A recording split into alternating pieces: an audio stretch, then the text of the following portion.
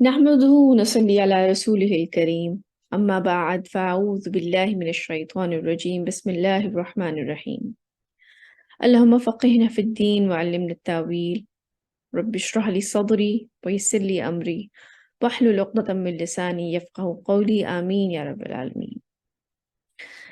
سب سے پہلے ہم اپنی پریویس کلاس کے جو کی ایکشنز تھے وہ دیکھ لیتے ہیں۔ ہماری سورہ یونس جو تھی وہ مکمل ہو گئی تھی لیسن 78 میں۔ تو جو مین ہمارے کی ایکشن تھے اس میں ہم نے سیکھا تھا کہ جب بھی برا وقت آئے تو اللہ سبحانہ وتعالیٰ پہ یقین رکھتے ہوئے کہ ایک خدا ہے جس کی ہم عبادت کرتے ہیں، یہ تو ہو گیا یقین، یہ تو ہو گیا ایمان۔ اس کے ساتھ ساتھ ان پہ بھروسہ بھی کرنا چاہیے کہ ان پہ بھروسہ بھی رکھیں کہ جو کچھ بھی ہو رہا ہے اللہ سبحانہ وتعالیٰ کی مرضی سے ہو رہا ہے اور وہ ہمارے لیے بہتر ہے۔ آپ کو یاد ہوگا حضرت موسیٰ نے جب فرعون سے نجات کے وقت بنی اسرائیل سے کیا کہا تھا کہ اگر تم اللہ پہ ایمان لے آئے ہو تو اس پہ توکل بھی کرو، یعنی کہ اگر یہ دونوں چیزیں انہوں نے علیحدہ علیحدہ مینشن کی تھی تو اس کا مطلب ہے کہ ان کی دونوں کی کوئی علیحدہ سگنیفیکنس ہے۔ تو یعنی کہ اگر انسان کے پاس ایمان ہے تو ضروری نہیں ہے کہ وہ اللہ پہ توکل بھی کرتا ہو۔ ایمان آ گیا ہے انسان، ٹھیک ہے جی، نماز پڑھتا ہے، روزے رکھتا ہے، یہ ساری جو ہمارے اوپر فرض عبادتیں ہیں وہ ہم کرتے ہیں، ہم قرآن بھی پڑھتے ہیں، لیکن ان کو اپنی زندگی کے معاملات میں ان کے اوپر بھروسہ اور توکل بھی کیا جائے، یہ ایک ریلیشن شپ ڈیولپ کرنے والی بات ہے۔ اس کے ساتھ ساتھ اللہ سبحانہ وتعالیٰ نے بنی اسرائیل کو کیا کہا تھا کہ ان سے ہم، اور یہ بات ہمیں اس لیے بتائی گئی تاکہ ہم آج اپنی زندگیوں میں یہ چیز اس کو شامل کریں، جب بھی ہمارے اوپر ایز این انڈیویجول، ایک انفرادی طور پہ بھی جب ہمارے اوپر مشکل آتی ہے تب بھی، اور جب اجتماعی طور پہ ایک امت کے طور پہ بھی جب ہمارے اوپر مشکل آتی ہے، یا ایون ایک قوم کی حیثیت سے بھی جب ہمارے اوپر کوئی مشکل وقت آتا ہے تو ہمیں کیا کرنا چاہیے۔ اللہ سبحانہ تعالیٰ نے ہمیں کہا تھا، ہمیں دعائیں بتائی تھی کہ دعا کرو اور نماز پڑھو۔ توکل، دعا اور نماز، توکل، دعا اور نماز، یہ تین چیزیں جو ہیں ہمارے لیے مسٹ ہیں اگر ہم مشکل وقت سے نکلنا چاہتے ہیں۔ اور پھر اس کے ساتھ ساتھ اللہ سبحانہ وتعالیٰ جو تھے انہوں نے ہمیں بتایا تھا ان کی جو نشانیاں ہیں ان کو نظر انداز نہ کیا جائے، اور وہ نشانیاں کبھی ہمیں قوموں کے بارے میں بتا کر کہ ان کو کس طرح سے ان کے اوپر عذاب آئے اور کس طریقے سے انہیں ہلاک کیا گیا، اس طریقے سے بھی اللہ سبحانہ وتعالیٰ ہمیں میسج دیتے ہیں، ان کی نشانیاں اس طریقے سے بھی ہیں، اور ان کی نشانیاں دن اور رات میں، سورج اور چاند میں، یہ تمام جو اللہ سبحانہ وتعالیٰ کی کریشنز ہیں اس میں بھی اللہ سبحانہ وتعالیٰ نے ہمارے لیے نشانیاں رکھی ہیں۔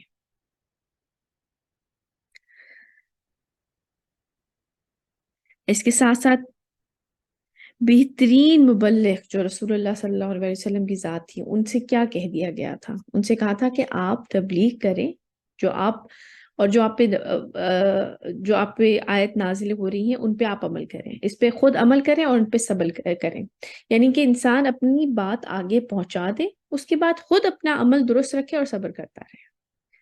اس لیے جیسے کہ بہت دفعہ ہم ایک دوسرے سے یہ بات سن رہے ہوتے ہیں کہ ہم اپنے عزیز و اقارب میں، ماں باپ میں، بہن بھائیوں میں، دوستوں میں، کزنز میں ہم کوئی بات کہتے ہیں، لوگ ہمارا مذاق اڑاتے ہیں یا ہمیں کہتے ہیں کہ تم تو بہت ہی ایکسٹریمسٹ ہو گئے ہو، اور اس طرح کے ہمیں چیزوں سے کہا جاتا ہے۔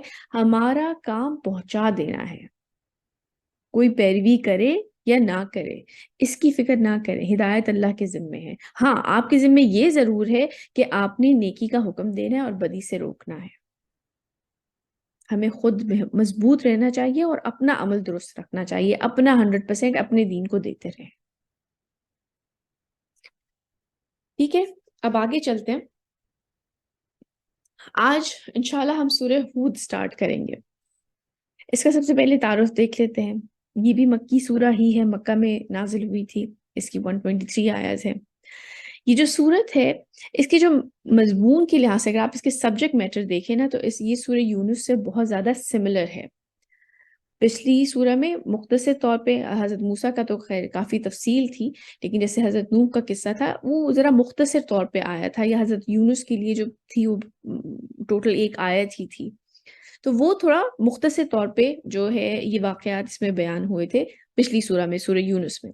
لیکن اس صورت میں جو ہے وہ کافی زیادہ تفصیل بیان ہوگی حضرت نوح کی قوم کے بارے میں، حضرت ہود کی قوم کے بارے میں، حضرت صالح کے قوم کے بارے میں، حضرت شعیب اور حضرت لوط کی قوم کے بارے میں بہت ہی تفصیل سے اس کے بارے میں بات ہوگی، اور بہت اس طریقے سے بات ہوگی کہ اتنا کنونسنگ یہ چیز. آپ یہ انشاءاللہ جب ہم یہ پڑھیں گے آگے جا کے تو آپ یہ چیز دیکھیں گے کہ خاص کر اس صورت کے بارے میں جو ہے نا، ایک حدیث میں آتا ہے کہ نبی کریم صلی اللہ علیہ وسلم نے فرمایا کہ مجھے ہود اور اس کی جیسی جو اور صورتیں ہیں انہوں نے مجھے بوڑھا کر دیا ہے. کیونکہ اس میں ظاہر سی بات ہے جب عذاب کی آیتیں آپ نبی کریم صلی اللہ علیہ وسلم پہ وحی ہو رہی ہوتی تھی، ان لوگوں کو جن کو آپ تبلیغ کر رہے ہیں، جن کو آپ دین بتا رہے ہیں، جب ان کو یہ بتائی جا رہی ہیں باتیں، تو ان سے جو ہے نبی کریم صلی اللہ علیہ وسلم کو یہ خوف ہوتا تھا کہ اگر یہ ایمان نہیں لے کے آئے تو جس طرح کی آیتیں نازل ہو رہی ہیں کہیں یہ عذاب میری قوم کے اوپر نہ آ جائے. تو یہ بڑی ہی اس کے اوپر تفصیل سے اس میں بات ہوگی، اور یہ بھی کہ کتنے ہی بڑے پیغمبر ہوں اور کتنا ہی قریبی رشتہ ان سے ہو، اگر اللہ سبحانہ تعالیٰ کی نافرمانی کوئی انسان کرتا ہے تو وہ بچ نہیں سکتا، چاہے وہ حضرت نوح کا بیٹا ہی کیوں نہ ہو، چاہے وہ حضرت لوط علیہ السلام کی بیوی ہی کیوں نہ ہو. اگر وہ ایمان نہیں لائیں گے تو کتنا ہی قریبی رشتہ ہو وہ بھی بچ نہیں پائیں گے. تو اس صورت میں جو ہے عذاب الہی کے بارے میں، مختلف قوموں کے واقعات کے بارے میں بڑی تفصیل سے بات ہوگی. چلیے سٹارٹ کرتے ہیں. اعوذ باللہ من الشیطان الرجیم، بسم اللہ الرحمن الرحیم. الف لام را، یہ حروف مقطعات ہیں، اس کے بارے میں ہم پہلے پڑھ چکے ہیں، اس کا معنی صرف اللہ سبحانہ تعالیٰ ہی کو پتہ ہے. کتاب احکمت آیاتہ، یہ وہ کتاب ہے حکمت سے بھر دی گئی جس کی آیات، یعنی کہ اگر آپ غور و فکر کریں اس قرآن کی ایک ایک آیت میں تو وہ حکمت سے بھری ہوئی ہے. ثم فصلت من لدن حکیم خبیر، پھر ان کی وضاحت کر دی گئی ایک کمال حکمت والی بڑی ہی باخبر ذات کی طرف سے. اس کا معنی کچھ تفسیر میں یہ بھی ہے، یہ بھی ہو سکتا ہے کہ کیونکہ جو پہلے والی صورت، اگر آپ آخری پارے کی جو صورتیں دیکھیں 30ویں پارے کی، تو اس میں بے شک بہت آپ ویسے دیکھیں گے بڑی چھوٹی سورز ہیں لیکن بہت ہی جامع اور مکمل ہیں، اور پھر آپ آگے جا کے جو ہے آپ سمجھ لیں کہ ان کی تفصیل جو ہے وہ بیان کر دی گئی ہے، اس کو مزید ایکسپلین کر دیا گیا ہے. آگے چلتے ہیں. اللہ تعبدوا الا اللہ، کہ مت عبادت کرو کسی کی سوائے اللہ کے. اننی لکم منہ نذیر و بشیر، یقیناً میں ہوں تمہارے لیے اسی کی جانب سے خبردار کرنے والا اور بشارت دینے والا. نبی کریم صلی اللہ علیہ وسلم جو تھے وہ ایک ڈرانے والے بھی آئے تھے اور بشارت دینے والے بھی آئے تھے کہ جو نیک عمل کرنے والے ہیں وہ ان کے لیے بشارت ہے کہ ان کے لیے آخرت کا گھر ہے، آخرت کی آسائشیں ہیں، اور جنہوں نے بات نہ مانی ان کے لیے جو ہے وہ عذاب کی وعید بھی ہے. آپ کچھ کہنا چاہ رہی ہیں فاطمہ؟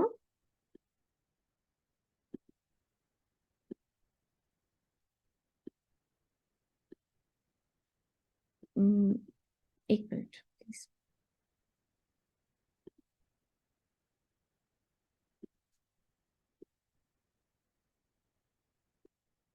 تو ان کے لیے خوشخبری بھی ہے جنت کی، جنہوں نے اچھے اور نیک عمل کیے، اور ان کو جن لوگوں نے کفر کیا، نہیں بات مانی، ان کے لیے عذاب کے لیے اس کے لیے خبردار کر دیا گیا. اچھا، اب جو اگلی ہماری آیتیں آ رہی ہیں اس میں ایک بہت اچھی زندگی کے بارے میں اللہ سبحانہ تعالیٰ نے اس کی بتائی ہے. کون کون اچھی زندگی چاہتا ہے؟ ذرا مجھے ہاتھ کھڑا کر کے دکھائیے. ہم سب چاہتے ہیں، میرا بھی ہاتھ کھڑا ہوا ہے. Thank you. سب اچھی زندگی چاہتے ہیں، بالکل. تو اس کے لیے اللہ سبحانہ تعالیٰ ہمیں کیا بتا رہے ہیں؟ اللہ سبحانہ تعالیٰ فرما رہے ہیں وَأَنِ اسْتَغْفِرُوا رَبَّكُمْ ثُمَّ تُوبُوا إِلَيْهِ، اور یہ کہ اپنے رب سے استغفار کرو، یعنی کہ توبہ کرو. جو کچھ انسان کے ساتھ سے گناہ سرزد ہو جاتے ہیں ان کے لیے استغفار کیا جائے، پھر اسی طرف رجوع کرو. رجوع کا مطلب ہے کہ اگر آپ سے غلطی ہو گئی ہے، انسان سے کوئی خطا ہو گئی ہے، تو اس پہلے اس کے لیے استغفار کرے، اس کے لیے معافی مانگے، توبہ کرے، اور اس کے بعد پھر رجوع کرے، یعنی کہ پھر اپنے طور طریقے انسان درست کرے اور اپنے آپ کو ایک بہتر انسان بنانے کی کوشش کرے، اپنے دین کے بارے میں جاننے کی کوشش کرے کہ مجھے اصل میں کرنا کیا ہے اور مجھے کس طرح اپنے آپ کو ایک بہتر انسان، ایک بہتر مسلمان بنانا ہے. پہلے توبہ کی جائے اور پھر اللہ سبحانہ تعالیٰ کی طرف رجوع کیا جائے. یمتعکم متاعا حسنا الی اجل مسمی، وہ تمہیں دنیاوی زندگی میں مال و متاع دے گا بہت اچھا ایک وقت معین تک. یعنی کہ اللہ سبحانہ تعالیٰ کے پاس، اللہ تعالیٰ کے خزانوں میں کوئی کمی نہیں ہے. وہ جس کو چاہے جہاں چاہے عطا کر سکتے ہیں. وہ آخرت میں بھی حصہ رکھ سکتے ہیں، وہ دنیا میں بھی عطا کر سکتے ہیں، لیکن اس کے لیے پہلے انسان اپنے طور طریقے، اپنے آپ کو ایک بہتر مسلمان تو بنایا جائے، اس کے اوپر کام تو کیا جائے. تو پہلے جو غلطیاں ہو گئی ہیں، جو خطائیں ہو گئی ہیں، انسان اس کے لیے استغفار کرے اور پھر اللہ سبحانہ تعالیٰ کی طرف رجوع کرے، یعنی کہ اپنے طور طریقوں کو بدلے اور اپنے آپ کو ایک بہتر مسلمان بنانے کی کوشش کرے. اور اس کا رزلٹ کیا ہوگا؟ اللہ سبحانہ تعالیٰ فرما رہے ہیں وہ تمہیں دنیاوی زندگی میں مال و متاع دے گا بہت اچھا ایک وقت معین تک. یعنی کہ جب تک کہ انسان کی زندگی ہے، اس وقت معین تک آپ کے لیے ایک اچھی سسٹیننس ہوگی.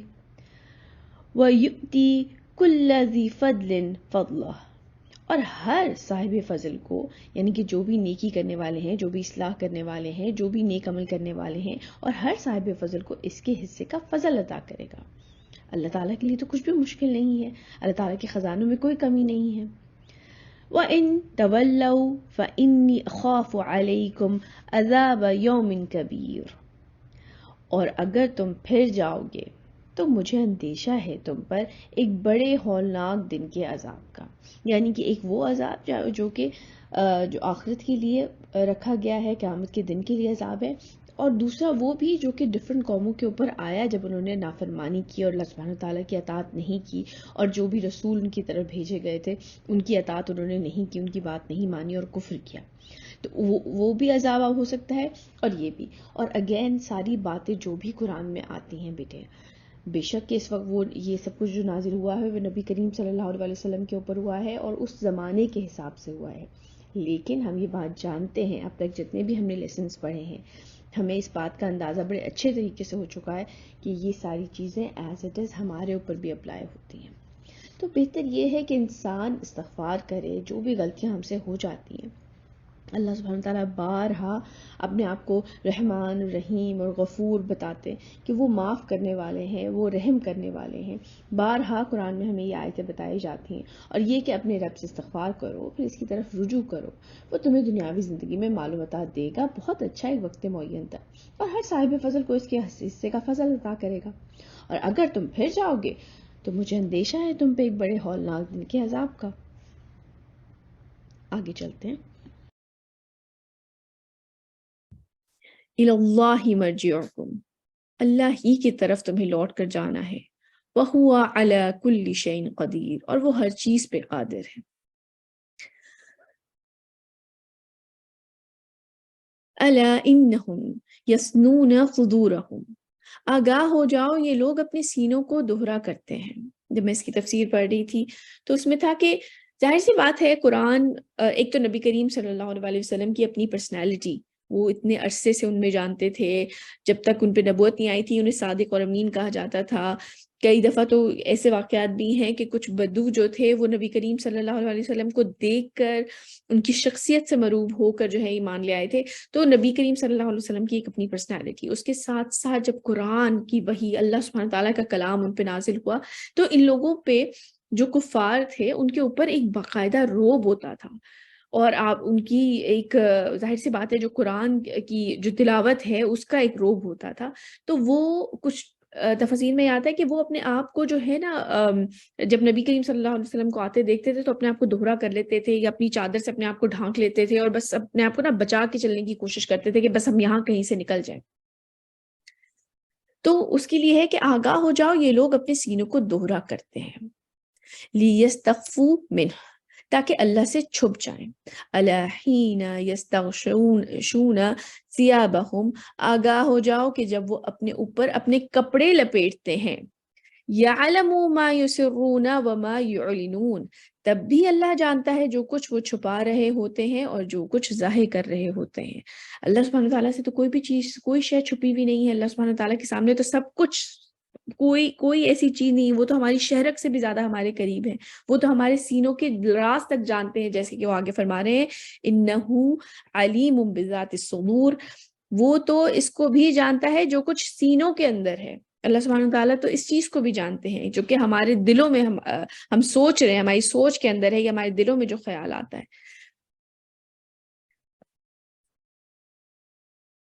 وَمَا مِن دَابَّةٍ فِي الْأَرْضِ، اور نہیں ہے کوئی بھی چلنے پھرنے والے جاندار زمین پر، إِلَّا عَلَى اللَّهِ رِزْقُهَا، مگر اس کا رزق اللہ کے ذمے ہے۔ وَيَعْلَمُ مُسْتَقَرَّهَا وَمُسْتَوْدَعَهَا، اور وہ جانتا ہے اس کے مستقل ٹھکانے کو بھی اور اس کے عارضی طور پر سونپے جانے کی جگہ کو بھی۔ اس کا مطلب ہے کہ یعنی کہ جو زمین میں ہم چلتے پھرتے ہیں یا کسی جگہ پہ ٹھہرتے ہیں، رہتے ہیں، وہ بھی اللہ سبحانہ وتعالیٰ جانتے ہیں، اور جو انسان کا آخر، اس کا مطلب یہ بھی ہو سکتا ہے کہ جو آخرت کا جو اس کا مستقل ٹھکانہ ہے وہ بھی اللہ سبحانہ تعالیٰ اپنے علم سے جانتے ہیں کہ وہ جنت میں جائے گا، دوزخ میں جائے گا، یا پھر وہ کس جگہ پہ رہے گا دنیا میں، اور جو اس کے سونپے جانے کی جگہ ہے کہ اس کو کب کہاں پر مرے گا۔ اللہ سبحانہ تعالیٰ کے علم سے کوئی چیز باہر نہیں ہے، وہ ہر چیز جانتے ہیں۔ کل فی کتاب مبین، یہ سب کچھ ایک روشن کتاب میں درج ہے۔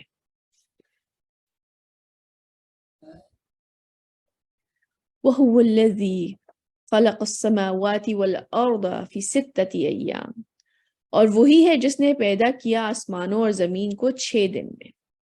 وَكَانَ عَرْشُهُ عَلَى الْمَاءِ، اور اس کا تخت تھا پانی پر۔ یہ آیت متشابہات میں سے ہیں، اور کچھ تفاصیل میں اس کے بارے میں یہ بھی تھا کہ زمین جو تھی وہاں پر بہت زیادہ، بہت ہزار سال تک، کیونکہ یہ ایک جب وہ جو بگ بینگ کے بارے میں آتا ہے کہ وہ جب ایک دھماکہ ہوا تو یہ جو زمین تھی یہ بھی بالکل ایک آگ کی گولے کی طرح تھی، اور یہاں پہ بھی پھر کئی ہزار سال تک بارش ہوتی رہی، اور پھر اس کے بعد جب یہ زمین ٹھنڈی ہو کے سکڑی ہے تب اس کے اوپر جو تھی سمندر بن گئے، اور پانی یہ پہاڑ بن گئے، اور اوپر نیچے سے جو زمین ہو گئی، یہ اس کے سکڑنے کی وجہ سے ہوئی ہے۔ تو وہ جو بہت عرصے بارش ہوئی ہے تو جو پانی نیچے تھا تو اس کا بھی میننگ ہو سکتا ہے، واللہ اعلم، اللہ سبحانہ تعالیٰ بہتر جانتے ہیں، یہ آیت متشابہات میں سے۔ اور اس کا تخت تھا پانی پر۔ لِيَبْلُوَكُمْ أَيُّكُمْ أَحْسَنُ عَمَلًا، اللہ سبحانہ تعالیٰ بتا رہے ہیں کہ یہ جو زمین اور آسمان کی تخلیق ہے، یہ جو 6 دن میں اللہ سبحانہ تعالیٰ فرما رہے ہیں کہ 6 دن میں تخلیق ہوئی ہے، اس کا کیا مقصد تھا؟ یہ جو زمین کا مقصد زمین کو بنانے کا، آسمانوں کو بنانے کا مقصد کیا تھا؟ تاکہ تمہیں آزمائے کہ کون ہے تم میں سے اچھے عمل کرنے والا۔ کتنی آپ سوچیں سمپل ایکسپلینیشن دے دی گئی ہے کہ ہماری زندگی کا مقصد اصل میں ہے کیا۔ وَلَئِن قُلْتَ إِنَّكُمْ مَبْعُوثُونَ مِن بَعْدِ الْمَوْتِ، اور اگر آپ کہیں گے تمہیں اٹھایا جائے گا مرنے کے بعد، لَيَقُولَنَّ الَّذِينَ كَفَرُوا، تو کہیں گے وہ لوگ جنہوں نے کفر کیا، إِنَّ هَذَا إِلَّا سِحْرٌ مُبِينٌ، کہ یہ تو کھلا جادو ہے۔ ظاہر سی بات ہے، نبی کریم صلی اللہ علیہ وسلم اللہ سبحانہ وتعالیٰ کا کلام ان کے سامنے پڑھ کے سنا رہے ہیں، اور آپ نبی کریم صلی اللہ علیہ وسلم کی اپنی ایک پرسنالٹی تھی، ایک روب تھا اس کے اندر، تو ان کے پاس یہ سب کچھ جب سنتے تھے تو وہ خود اتنے زیادہ اس چیز میں گم ہو جاتے، اتنے کھو جاتے تھے کہ ان کے پاس اب کوئی لاجیکل ایکسپلینیشن تو نہیں رہتی تھی، اور اس کے بعد کوئی بنتی بھی نہیں ہے لاجیکل ایکسپلینیشن، تو وہ اس کو سیدھا کہتے تھے یہ تو جادو ہے، یہ جو بات ہو رہی ہے نا یہ جادو ہے، یہ سمجھ میں آنے والی بات نہیں ہے، کیونکہ ان کے پاس اس کی کوئی ایکسپلینیشن، کوئی آگے سے بات کرنے کے لیے نہیں ہوتی تھی۔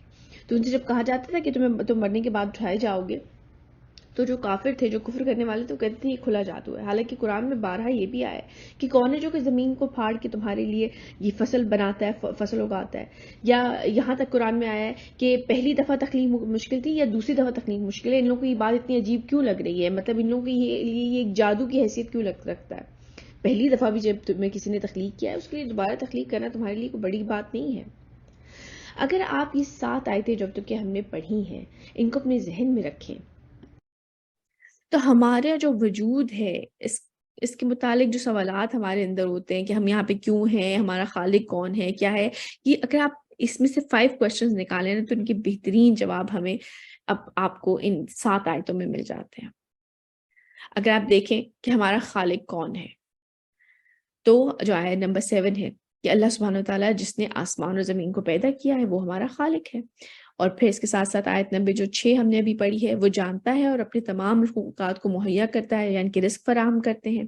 یہ سب کچھ لکھا ہوا ہے ایک کتاب کے اندر۔ پھر اگر ہم پوچھیں ہم یہاں کیوں ہیں، ہماری تخلیق کا مقصد کیا ہے، کیوں بنایا اللہ تعالیٰ نے، تو اللہ تعالیٰ کہہ رہے ہیں کہ اللہ کی عبادت کرنا یہ ہماری تخلیق کا مقصد ہے، خوف اور محبت کے ساتھ اطاعت کرنا۔ اور پھر ہمیں بنایا کیوں گیا ہے، ہماری تخلیق کا مقصد کیا ہے، یہ کہ ہمیں جانچا جائے، ہمیں آزمایا جائے کہ ہم کتنے پانی میں ہیں، کون کتنے پانی میں ہے، اور پھر اللہ سبحانہ تعالیٰ جزا اور سزا کا دن قائم کر دیں گے ایک دن۔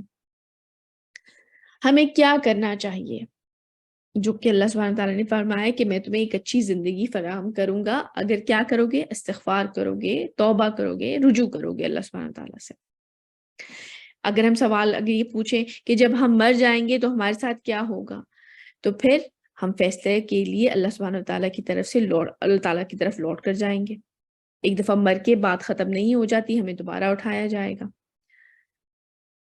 تو اللہ سبحانہ تعالیٰ نے بتا دیا ہے، یہ جو ساری چیزیں ہم نے پڑھی ہیں، آیت نمبر 1 میں یہ ساری چیز آ گئی کہ اللہ سبحانہ تعالیٰ کی طرف سے کامل آیات کے ساتھ ایک کتاب ہمیں دے دی گئی ہے جس میں ہمیں یہ ساری انفارمیشن دی گئی ہے جو ہماری تخلیق کا مقصد ہے انسان کے لیے، جو کہ اتنا بڑا کوشچن ہے۔ اچھا بیٹی یہاں اذان ہوئی ہے، ہم ایک بریک لیتے ہیں۔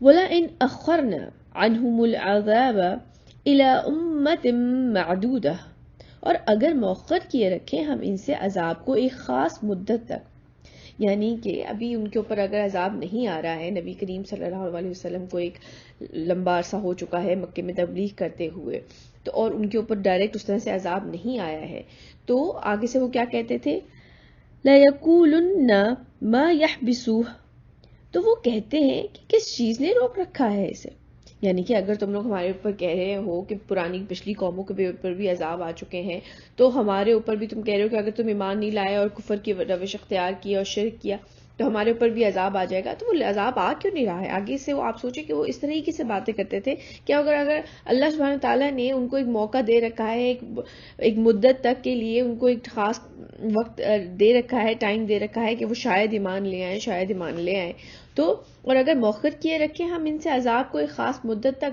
تو آگے سے ان کی آگے سے جواب کیا ہوتا تھا، تو وہ کہتے ہیں کہ کس چیز نے روک رکھا ہے اسے، یعنی کہ کیوں تاخیر ہو رہی ہے، اگر تم واقعی سچے نبی ہو تو پھر لے آؤ عذاب، یعنی کہ الا یوم یاتیہم، آگاہ ہو جاؤ جس دن یہ ان پر آ جائے گا، لیسا مصروفا عنہم، تو ان کی طرف سے پھیرا نہیں جائے گا، وحاق بہم ما كانوا به یستہزئون، اور ان کو گھیرے میں لے لے گی وہی چیز جس کے یہ لوگ استہزاء، یعنی کہ جس کا یہ مذاق کیا کرتے تھے، یعنی کہ جن آیتوں پہ یقین نہیں کرتے تھے اور ان کا مذاق اڑایا کرتے تھے، پھر جب یہ ایک دفعہ آ جائے گا پھر نہیں ٹلے گا، پھر یہ ان کو گھیر لے گا۔ وَلَئِنْ أَذَقْنَا الْإِنسَانَ مِنَّا رَحْمَةً، اور اگر ہم مزہ چکھاتے ہیں انسان کو اپنی طرف سے رحمت کا، یہ بڑی امپورٹنٹ آیتیں ہیں، آپ ان کو ذرا غور سے سنیے گا، یہ آپ سمجھ لیں کہ ایک انسانی نفسیات کے لحاظ سے بڑی امپورٹنٹ چیز ہے۔ اور اگر ہم مزہ چکھاتے ہیں انسان کو اپنی طرف سے رحمت کا، ثم نزعناها منه، پھر جب ہم اس سے وہ چھین لیتے ہیں، انہو لیوس کفور، تو وہ ہو جاتا ہے بالکل مایوس، نہایت ناشکر۔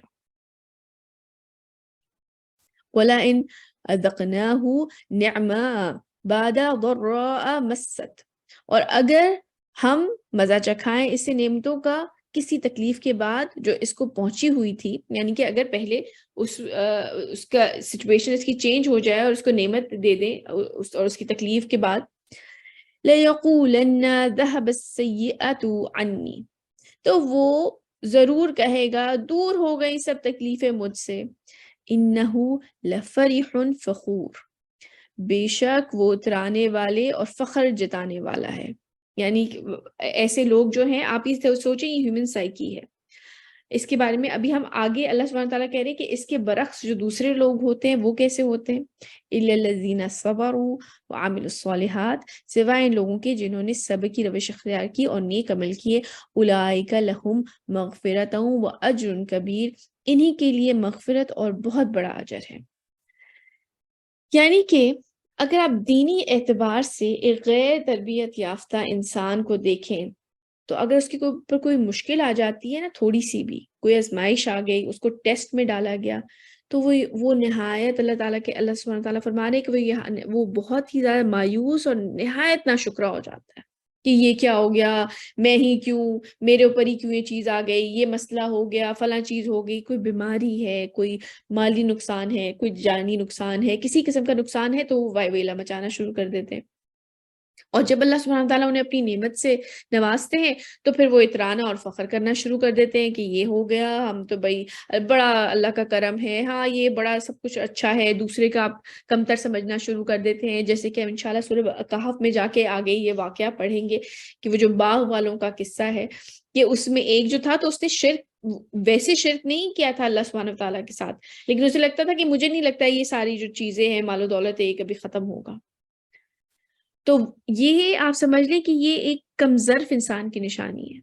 اور دوسری طرف اگر آپ یہ کہیں کہ ایک میچور مسلم کی کیا نشانیاں ہیں، کہ وہ کسی بھی سچویشن میں ہو، چاہے اس کے اوپر برا وقت آیا ہے، چاہے اس کے اوپر اچھا وقت آیا ہے، وہ صبر، شکر اور نیک عمل کرتا رہتا ہے، میم میرا کسی بھی کوشچن ہے. سچویشن میں ہو. جی شگفتہ، آپ کچھ کہنا چاہ رہی ہیں؟ یس میم.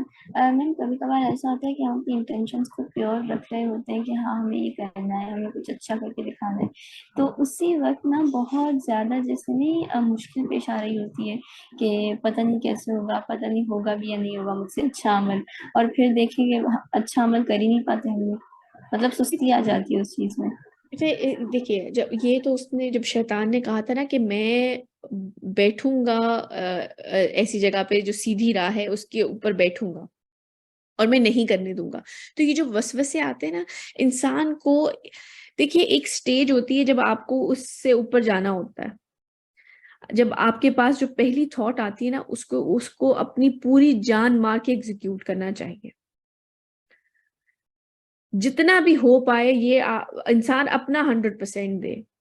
کیونکہ دنیاوی طور پہ اگر دیکھیں ڈسٹریکشن بھی بہت ہیں، اور ایک مستقل شیطان ہر انسان کے ساتھ لگا ہوا ہے، بہت سارے فتنے ہیں، بہت ساری ڈسٹریکشنز ہیں، بہت کچھ ہے اس دنیا میں، لیکن یہی تو ٹیسٹ ہے. انسان کو جب موٹیویشن آئے اپنی جان مار دیں بیٹے، یہی تو، اسی سے تو پہچانے جائیں گے. تو میم کیا یہ مطلب یہ بات بالکل درست ہے کہ جو پہلی تھاٹ آتی ہے وہ اللہ کی طرف سے آتی ہے اور اس اس کے کی بعد کوئی جو اس وہ طرح سے تو شیطان. بالکل دلیل نہیں ملتی، مطلب مجھے کوئی اس کے بارے میں یہ نہیں کہ مجھے کوئی حدیث یا قرآن میں سے اس کے بارے میں ملتا ہے، لیکن ہاں اس کے بارے میں بہت سی ایسی ویسے لوگوں سے جو آپ سنتے ہیں کہ جب آپ جو پہلی تھاٹ جو بالکل ریئل آتی ہے کہ آپ اللہ تعالیٰ کے لیے کوئی نیکی کا کام کرنا چاہتے ہیں، تو آپ کے لیے اگین جو میں نے پہلے بھی بات کی تھی، جو پرکھنے کی جو چیز شرط ہے وہ یہی ہے کہ وہ اللہ تعالیٰ کی خوشنودی کے لیے، خاص کر اللہ تعالیٰ کی خوشنودی کے لیے ہو، اور وہ قرآن و حدیث سے ثابت ہو. اگر یہ دونوں شرائط پوری ہوتی ہیں تو اس کو ایگزیکیوٹ کر دینا چاہیے.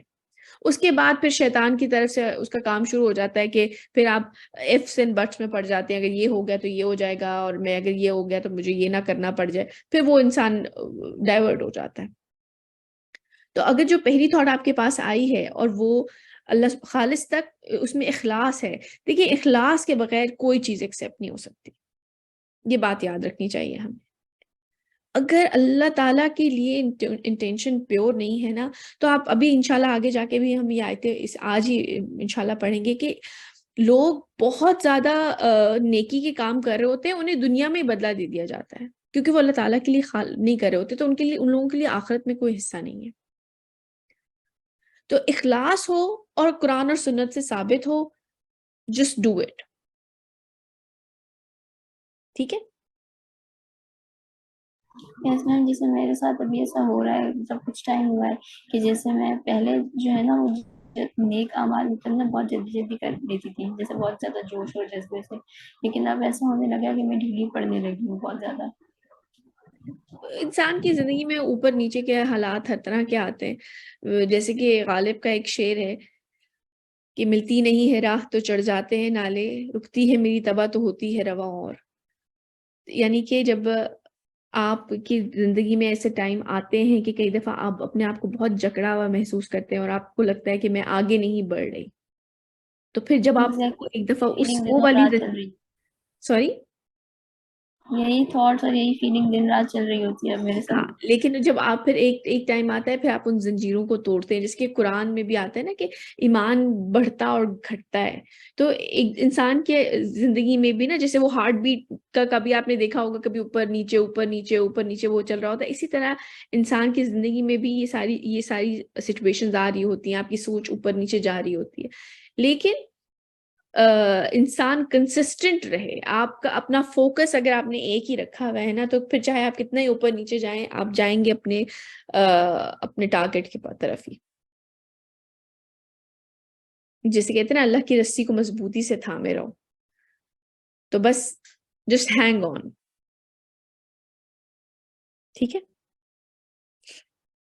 یس میم.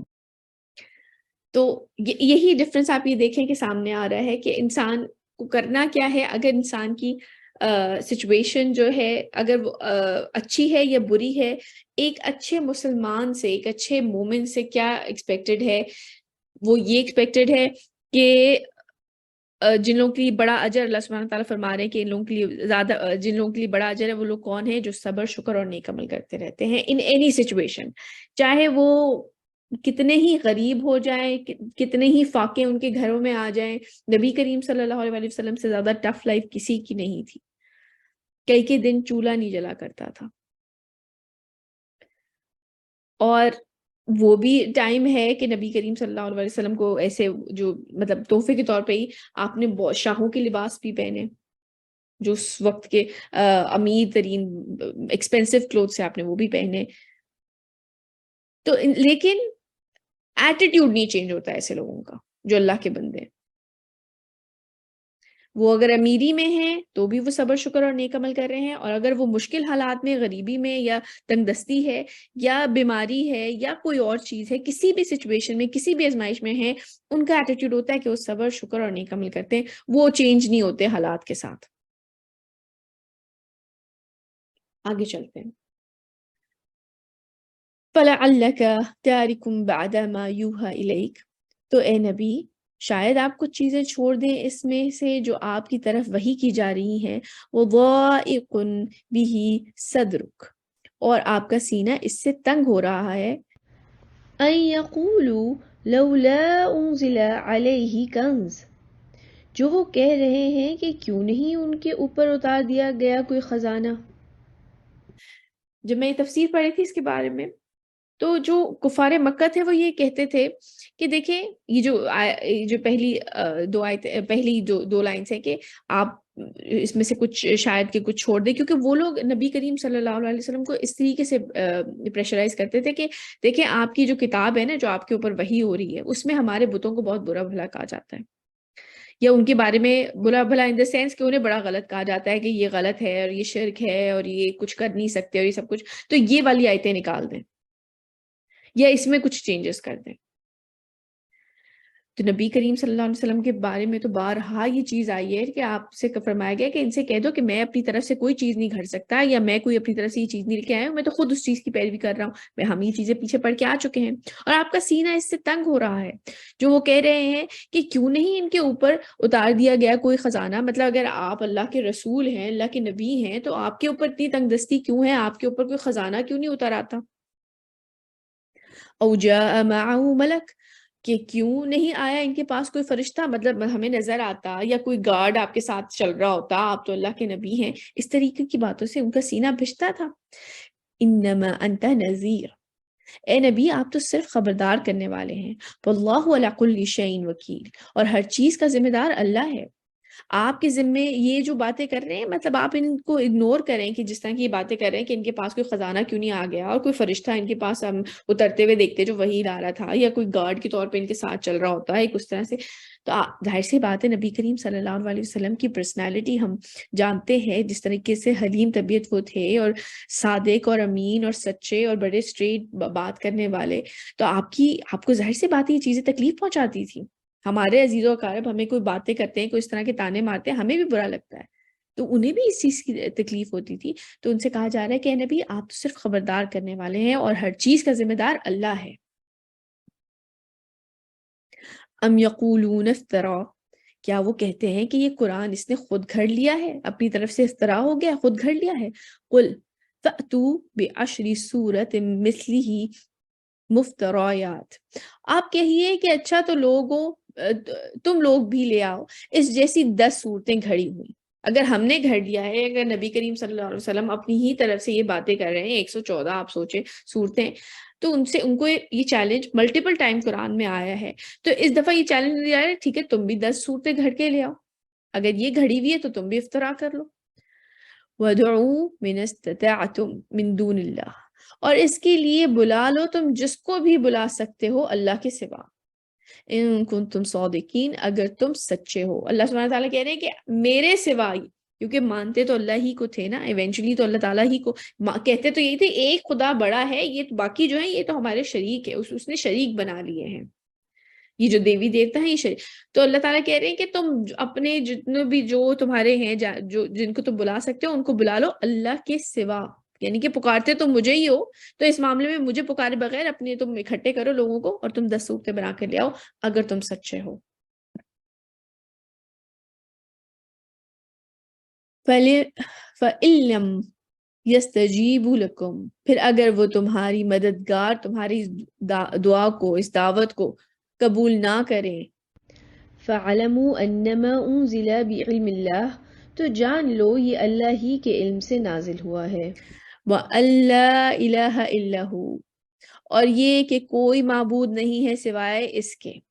فَهَلْ أَنْتُمْ مُسْلِمُونَ، تو کیا اب تم سر تسلیم خم کرتے ہو، اب تم بات مانتے ہو، جبکہ تمہیں اوپن چیلنج دیا جا رہا ہے، جبکہ ہم بھی بات پہلے بھی پڑھ چکے ہیں کہ یہ تو عربی تو اپنی زبان کو بڑا اس کے بارے میں ناز کیا کرتے تھے. تو کیا اب تم اس چیز کے اوپر آتے ہو کہ اگر تمہیں یہ دعوت دی جا رہی ہے کہ تم 10 صورتیں گھڑ کے لے آؤ، تمہیں بڑی اپنی زبان کے اوپر بھی بڑا عبور حاصل ہے اور تمہیں بڑا فخر ہے اپنی عربی زبان کے اوپر، تو تم بھی اگر ایک آدمی اتنی آیتیں صورتیں گھڑ کے لا رہا ہے تو تم بھی گھڑ کے لے آؤ.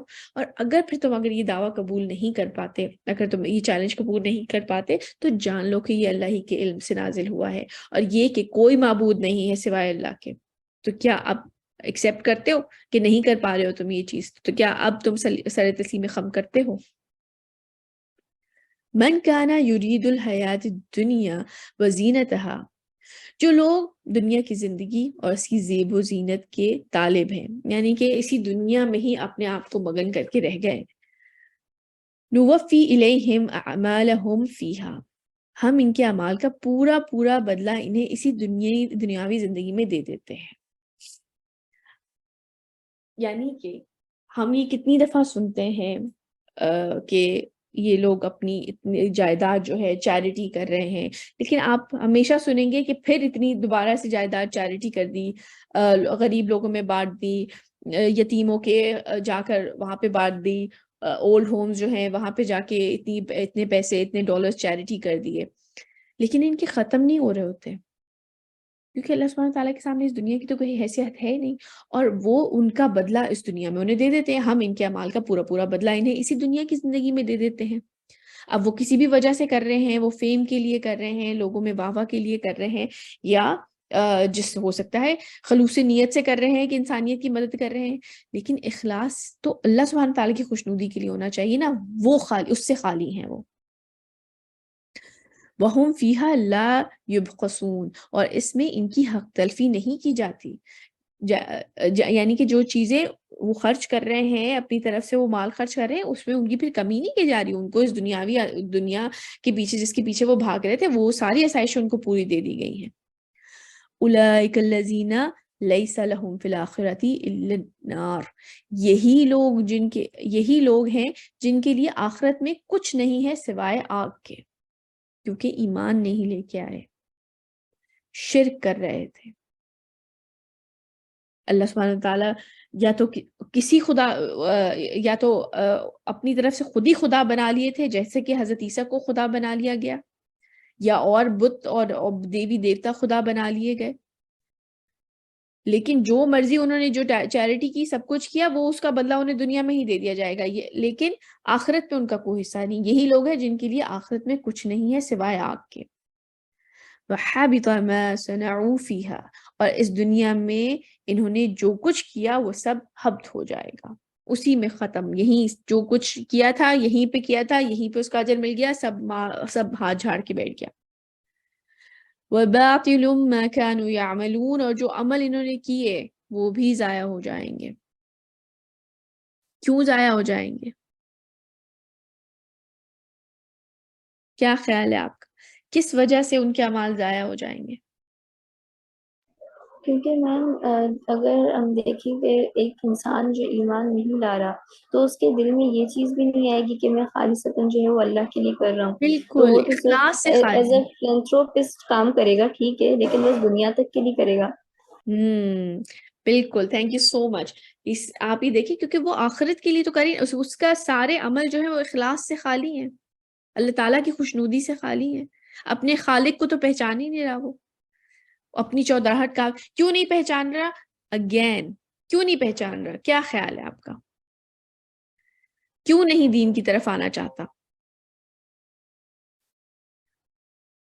کیونکہ یہ دین چینج مانگتا ہے، پھر تو اور بڑا کچھ کرنا پڑے گا، بڑا کچھ چھوڑنا پڑے گا، اپنی نائٹ لائف چھوڑنی پڑے گی، اپنی شراب نوشی چھوڑنی پڑے گی، بہت کچھ چھوڑنا پڑے گا۔ یہ دین تو آپ کو ایسے بیٹھے نہیں رہنے دیتا۔ ایمان لائے ہو تو پھر عمل کر کے دکھاؤ۔ آپ دیکھیں بارہا قرآن میں آتا ہے، جو ایمان لائے اور انہوں نے نیک عمل کیے، جو ایمان لائے انہوں نے نیک عمل کیے، جو ایمان لائے انہوں نے نیک عمل کیے، یہ بات بارہا قرآن میں آتی ہے۔ خالی ایمان لا کے نہیں بیٹھ سکتے آپ۔ Get up and do something, show کراؤ، اپنی لائلٹی شو کراؤ، دکھانی ہوگی یہ چیز۔ تو انہوں نے جو اعمال کیے وہ سب ضائع ہو جائیں گے، کیونکہ اس میں اخلاص نہیں تھا۔ ہم بھی آج سے ٹھیک ہے کہ نہیں بیٹھ سکتے کہ ہاں جی ہم ایمان لے آئے، ہم نے بس اپنا جو ہے نماز پڑھتے ہیں، روزہ رکھتے ہیں، یہ سب کچھ کرتے ہیں، بس یہ کافی ہے، اللہ اللہ خیر صلی اللہ۔ نہیں، آپ نے نیک عمل کرنے ہیں، آپ نے زکوٰۃ بھی دینی ہے، آپ نے غریبوں کا خیال رکھنا ہے، آپ نے اپنے آپ کو کور بھی کرنا ہے، آپ نے حرام روزی سے بچنا بھی ہے، آپ نے حرام ریلیشن شپ سے بھی بچنا ہے، پھر اپنی زندگی میں چینج لانی ہے۔ اور اگر یہ نہیں لا سکتے ہیں تو پھر کچھ امید نہ رکھی جائے، پھر تو خالی خلی بس باتیں ہی ہیں۔ ایسا ہی ہے نا؟ لیکن ایک چیز میں اور یہاں پہ ایڈ کرنا چاہوں گی، اس طرح کی آیتیں جب ہم لوگ پڑھتے ہیں نا تو ہمیں لگتا ہے کہ اچھا بس یہی بس آخرت ہی کی زندگی ہے۔ پھر ہم یہ نہیں سوچتے کہ ہمیں لگتا ہے کہ اچھا ہمیں دنیا میں اور کچھ نہیں کرنا اور ہمیں بس آخرت ہی کی زندگی کے اوپر فوکس کرنا ہے۔ بے شک آخرت ہی کی زندگی کا فوکس ہونا چاہیے، لیکن اللہ سبحانہ تعالیٰ کن اعمال کے بارے میں فرما رہے ہیں جو کہ ختم کر دیے جائیں گے؟ کیونکہ اور بھی تو عمل ہوتے ہیں نا جو انسان دنیا میں بھی کر رہا ہوتا ہے۔ آپ پڑھائی کر رہے ہوتے ہیں، آپ اور چیزیں تسخیر کر رہے ہوتے ہیں، اللہ سبحانہ تعالیٰ نے کہا ہے کہ میں نے یہ جو تمہاری کائنات ہے یہ مسخر کر دی ہے تمہارے لیے۔ اگر آپ دیکھیں تو آج ویسٹ میں ٹیکنالوجی کے پوائنٹ آف ویو سے بہت سی ڈیولپمنٹ ہو رہی ہے، اور لحاظ سے میڈیکل پوائنٹ آف ویو سے کتنی ڈیولپمنٹ ہو رہی ہے، اور وہ انسانیتی خدمت کر رہے ہیں کہ نہیں کر رہے؟ ہم کیوں نہیں کر رہی ہے؟ دیکھیے ایمان لانے کا مطلب یہ نہیں ہے کہ بس انسان جو ہے نا اپنی جو ہے آخرت کو سنوارنے کے لیے صرف عبادتیں کرنی شروع کر دیں۔ عبادتیں بالکل اس کا ایک مقام ہے، اس کا ایک ثواب ہے، بالکل ہے، لیکن اللہ سبحانہ تعالیٰ کی دنیا کو تسخیر بھی تو کیا جائے، ان کی نشانیوں کو بھی تو دیکھا جائے۔ اگنور نہ کیا جائے ان نشانیوں کو. یہ فزکس، یہ بایولوجی، یہ کیمسٹری، یہ جو سائنسز ہیں یہ کہاں سے آئی ہیں؟ دریافت انسان نے ان کو دریافت کیا ہے. یہ ایگزسٹ پہلے سے کرتی تھی. انسان نے ہائیڈروجن اور آکسیجن کو ملا کر پانی جو ہے خود سے نہیں بنا لیا ہے. اس نے پتہ لگایا ہے کہ اچھا اس طرح سے پانی بنتا ہے. اس نے بنایا نہیں ہے. بنانے والا اللہ ہی کی ذات ہے. تو اپنے آپ کو اللہ سبحانہ تعالیٰ کی اطاعت کے ساتھ ساتھ اپنی آخرت کو سامنے رکھتے ہوئے ایکسپلور کریں اس دنیا کو. نئی چیزوں کو جانیں، نئی چیزوں کو پڑھیں. مسلمان اس فیلڈ میں، مختلف فیلڈ میں آگے آئیں. ہاں اب انسان جو ہے اپنے پروفیشنز کو ذہن میں رکھے کہ وہ کس پروفیشن میں جا رہا ہے. اگر وہ بینکنگ ہے اور اس میں سود کا سارا نظام ہے تو وہ حرام ہے، 100% حرام ہے. یا شراب کے بزنس میں جا رہا ہے تو وہ جو حدیث میں آتا ہے کہ اس کو لے کے جانے والا، اس کو بنانے والا، اس کو ایک جگہ سے دوسری جگہ لے کے جانے والا، سب جو ہے وہ اس میں انوالوڈ ہے. تو وہ آپ اس طرح کے کام نہ کریں. یا جوئے خانے کھلے ہوئے ہیں اس میں لوگ جاب کر رہے ہیں، اس طرح کا آپ انسان کام نہ کریں. لیکن باقی چیزیں ہیں، انجینئرنگ کی فیلڈ ہے، میڈیکل کی فیلڈ ہے، اسٹرانومی کی فیلڈ ہے. کون سی فیلڈ نہیں ہے جس کو انسان کو ایکسپلور کرنا چاہیے؟ ایکسکیوز می میم. جی صاحب کچھ کہنا چاہ رہے ہیں؟ میم جی میم، بینک میں ہر بندہ جو جاب کر رہا ہوتا ہے وہ حرام ہوتی ہے؟ بیٹے سود کا کے بارے میں حدیث میں آتا ہے کہ جو سائن کرنے والا ہے، جو گواہ ہے، جو لینے والا ہے، جو دینے والا ہے، وہ سب گنہگار ہے، سب انوالوڈ. چاہے وہ کلیریکل جاب ہو یا بینک کا گارڈ ہو یا بینک سے ریلیٹڈ کوئی بھی جاب ہو اس فیلڈ میں. اس کے بارے میں آپ ضرور جو ہے کسی عالم سے پوچھئے کہ بھئی گارڈ کی جاب بینک میں کی جا سکتی ہے یا نہیں. میں سودی نظام کے بارے میں بات کر رہی ہوں کہ سود میں جو بھی شخص انوالوڈ ہے، وہ جو آپ جاتے ہیں اور پھر آپ پروفٹ لے رہے ہوتے ہیں، تو وہ ظاہر سی بات ہے سود ہے. جب آپ نے اپنے پیسے وہاں جمع کروائے اور پھر آپ نے پروفٹ لینا شروع کر دیا تو آپ سود لے رہے ہیں بالکل. تو جو گھر میں بیٹھا ہوا بھی انسان ہے جو سود لے رہا ہے اگر بینک سے، تو وہ بالکل جائز نہیں ہے، حرام ہے. لیکن میم جیسے کلیریکل اسٹاف کو تو کوئی فائدہ نہیں ہو رہا ہوتا نا اس سے، وہ تو صرف اپنی جاب لیکن کی بیٹے وہ گواہ سیلری تو لے بن رہا رہے ہوتا ہے. ہوتے ہیں نا اس کے اوپر. ٹھیک ہے، تو مطلب جو بھی اس آفس کے اندر ڈیل کر رہا ہوتا ہے وہ جو آلریڈی جانتا ہوتا ہے کہ سود کس میں بیسس پہ ڈیلنگ کر کام رہا ہو ہے رہا ہے. شخص، وہ حرام ہے. Thank you ma'am. جزاک اللہ. تو اس کے علاوہ جو بھی چیزیں ہیں ان کو ایکسپلور کیا جائے، اپنے آپ کو ان چیزوں میں ایکسل کرے بندہ. ٹھیک ہے، آگے چلتے ہیں. افمن کان علی بینۃ من ربی، تو بھلا وہ شخص جو اپنے رب کی طرف سے ایک واضح دلیل پر ہو. وَيَتْلُهُ شَاهِدٌ مِّنْهُ، اور اس کے پیچھے آئے اللہ کی طرف سے ایک گواہ بھی. وَمِن قَبْلِهِ کتاب موسیٰ اماما ورحمہ، اور اس سے پہلے کتاب موسیٰ بھی موجود تھی جو امام رہنما بھی تھی اور رحمت بھی تھی. یعنی کہ ان میں نبی کریم صلی اللہ علیہ وسلم کے آنے کی بشارت بھی موجود تھی. تورات میں نبی کریم صلی اللہ علیہ وسلم کے بارے میں موجود ہے، ان کے آنے کی بشارت ہے. اولئک یؤمنون بہ، یہی لوگ ہیں جو اس قرآن پر ایمان لائیں گے. وَمَن يَكْفُرْ بِهِ مِنَ الْأَحْزَابِ، اور جو اس کا انکار کرے گا ان گروہوں میں سے. فَالنَّارُ مَوْعِدُهُ، تو آگ ہی اس کے وعدے کی جگہ ہے. فلا تکو فی مریۃ منہ، تو آپ اس کے بارے میں کسی شک میں نہ پڑیں. انہ الحق من ربک، یقیناً یہ حق ہے آپ کے رب کی طرف سے. ولیکن اکثر الناس لا یؤمنون، لیکن اکثر لوگ ایمان لانے والے نہیں ہیں. یہ جو اکثر والا لفظ ہے نا، اس کو ہمیشہ مجھے یہ چیز اتنی ہٹ کرتی ہے. جب بھی میں یہ اکثر والا لفظ آپ پڑھیں گے نا قرآن میں، تو یہ نیگیٹو لوگوں کے ساتھ لگا ہوا ہوگا. اکثر ناشکرے ہیں، اکثر ایمان لانے والے نہیں ہیں. ان میں سے اکثریت کے بارے میں بات ہو رہی ہوتی ہے. تو جب بھی ہم لوگ اپنے بچوں سے اکثر یہ بات سنتے ہیں نا، مما سب یہ کر رہے ہیں، تو پھر یہ اکثر والا لفظ مجھے اس وقت بھی بہت یاد آتا ہے.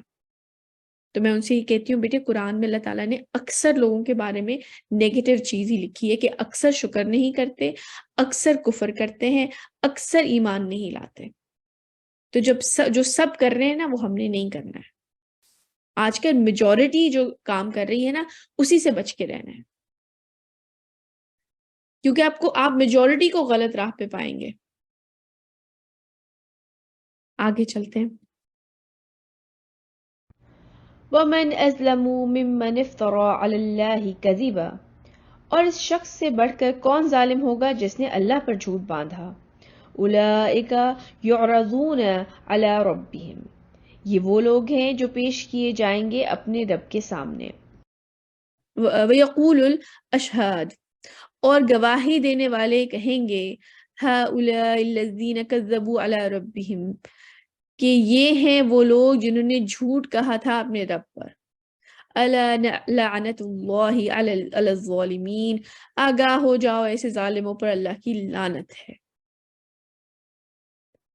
الذین یصدون عن سبیل اللہ، جو اللہ کے راستے سے روکتے ہیں. ویبغونها عوجا، اور اس میں کجی تلاش کرتے ہیں. دین میں آج بھی بہت سے لوگ ہیں جو کہ یہ کیوں ہوتا ہے، تو پھر اس میں یہ حکم کیوں ہے، ہمیں یہ کرنے کی کیا ضرورت ہے، اس طرح کے پھر ٹیڑھ تلاش کرتے ہیں، کجی تلاش کرتے ہیں. اچھا پھر یہ ہے تو اس کا مطلب یہ ہوگا. وَهُمْ بِالْآخِرَةِ هُمْ كَافِرُونَ، اور یہی لوگ آخرت کے منکر ہیں. أُولَئِكَ لَمْ يَكُونُوا مُعْجِزِينَ فِي الْأَرْضِ، یہ لوگ زمین میں اللہ کو ہرگز عاجز کرنے والے نہیں ہیں. اگر یہ جو کچھ انسان کر رہے ہیں، اسلام کے اگینسٹ جو کچھ ہو رہا ہے، ایسا نہیں کہ اللہ سبحانہ تعالیٰ ان کے اوپر قابو نہیں پا سکتے، یہ اللہ کو زمین میں عاجز نہیں کر سکتے. وَمَا كَانَ لَهُم مِّن دُونِ اللَّهِ مِّن أَوْلِيَاءَ، اور نہ ہی اللہ کے سوا ان کا کوئی حمایتی ہے. اللہ ہی سبحانہ وتعالیٰ سب کچھ ان کی پرووائڈ کرنے والے ہیں، رازق ہیں، مالک ہیں، خالق ہیں، پالنے والے ہیں. یضاعف لهم العذاب، ان کے لیے عذاب دگنا کیا جاتا رہے گا. ما كانوا يستطيعون السمع وما كانوا يبصرون، اس لیے کہ نہ تو وہ سننے کی صلاحیت رکھتے تھے اور نہ ہی دیکھتے تھے. اولئک الذین خسروا انفسهم، یہ وہ لوگ ہیں جنہوں نے اپنے آپ کو برباد کر لیا. وضل عنهم ما كانوا يفترون، اور ان سے گم ہو گیا جو کچھ وہ افترا کیا کرتے تھے، جو کچھ وہ دنیا میں گھڑا کرتے تھے، اپنی طرف سے تعویلیں بنایا کرتے تھے، وہ سب کچھ گم ہو جائے گا اس. لا جرم انہم فی الآخرۃ هم الخاسرون، کچھ شک نہیں کہ آخرت میں سب سے بڑھ کر خسارہ پانے والے یہی لوگ ہوں گے. ان الذین آمنوا وعملوا الصالحات، آپ دیکھ لیں پھر وہی بات آئی ہے، اور یہ قرآن میں بارہا ایمان کے ساتھ اچھے نیک عمل ہیں. ایمان نیک عمل، ایمان نیک عمل. اس کے برعکس وہ لوگ جو ایمان لائے اور انہوں نے نیک عمل کیے. وَأَخْبَتُوا إِلَىٰ رَبِّهِمْ، اور اپنے رب کے سامنے عاجزی کی. نیک ایمان لائے، نیک عمل کیے اور اپنے رب کے سامنے عاجزی کی. أُولَٰئِكَ أَصْحَابُ الْجَنَّةِ هُمْ فِيهَا خَالِدُونَ، وہ ہوں گے جنت والے. کتنی سمپل ڈیفینیشن ہے جنت والوں کی، ہے نا؟ کتنی سمپل ڈیفینیشن ہے. ایمان لائے، نیک عمل کیے اور اللہ سبحانہ تعالیٰ کے سامنے عاجزی اختیار کی. دیکھیے ہم سب کمزور ہیں اور اللہ سبحانہ تعالیٰ کے سامنے اپنی کمزوری ظاہر کرنے میں کوئی حرج نہیں ہے. دکھائیں کہ یا رب ہم آپ کے محتاج ہیں، ہمیں آپ کی ضرورت ہے، ہم عاجز ہیں. وہ ہوں گے جنت والے اور اس میں رہیں گے ہمیشہ ہمیش. مثل الفریقین، ان دونوں گروہوں کی مثال ایسی ہے. کل اعمی والاسمی والبصیری والسمعی، جیسے ایک شخص اندھا اور بہرا ہو اور دوسرا دیکھنے اور سننے والا. ایسا ہی ہے نا، ایک اندھا ہے، ایک بہرا ہے، اور ایک سن سکتا ہے اور دیکھ سکتا ہے. کیا یہ دونوں برابر ہو سکتے ہیں؟ هل یستویان مثلا، کیا یہ دونوں برابر ہیں مثال کے اعتبار سے؟